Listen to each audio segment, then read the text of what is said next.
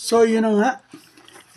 Hello sa inyo. At nakabili tayo sa TikTok na itong uh, speaker or mic.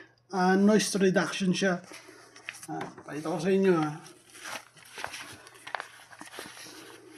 Hindi ko na siya unbox na may, di ba yung parcel na nagamit ko na to one time, pero ipapakita ko sa inyo. Siguro mga isang buwan na rin to. Tagal na rin to. Hindi, ngayon ko lang siya isasabihin sa inyo. Pero, bawat nagbibideo ko, hindi ko siya nagagamit talaga. Pero, baka gamitin ko na rin to. Ito siya. Ayan.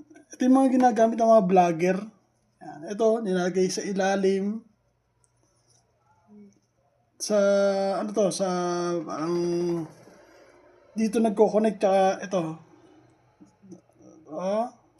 Tsaka ito yung, nakikita nyo yung, kalamalupiton, yung mga nandito nila, yung mga ibang vlogger na, nagsasalita, para yung boss nila malinaw, ito yun. Ang pakita ko sa inyo, tapos ito, pakita ko muna na, yan. Diba yan, nagkukulay green. Dapat yan, pag nagdalawa yan, na-connect na doon, sa cellphone dito. Tapos ito, magkukulay green din to, na-connect na yan, dalawang yan. Kumbaga, pwede na siyang gamitin. Pero pinapakita ko muna sa inyo, yung normal na salita ko. Tulad niya, nagsasalita ako sa inyo, di ba? Yung tipong yung salitang, ganito lang, normal lang. Pero gagamitin natin to. Gamitin natin to. Dali, gamitin natin Lagay natin.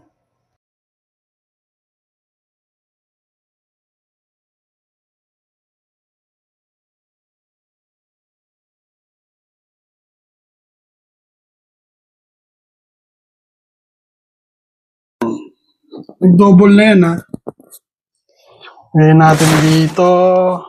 Tapos kayo na lang mag-judge kung ano bang nangyari talaga. Yan. So, yun na nga. Pinapakita ko na sa inyo, mga kanot.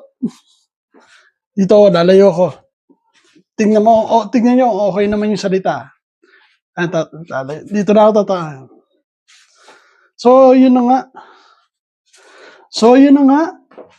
At least ginagamit na natin to. Ang tagal ko nang nabili to at ngayon ko lang nagamit. At tignan nyo na lang kung ano ba siya, okay ba siya o hindi. Ayan.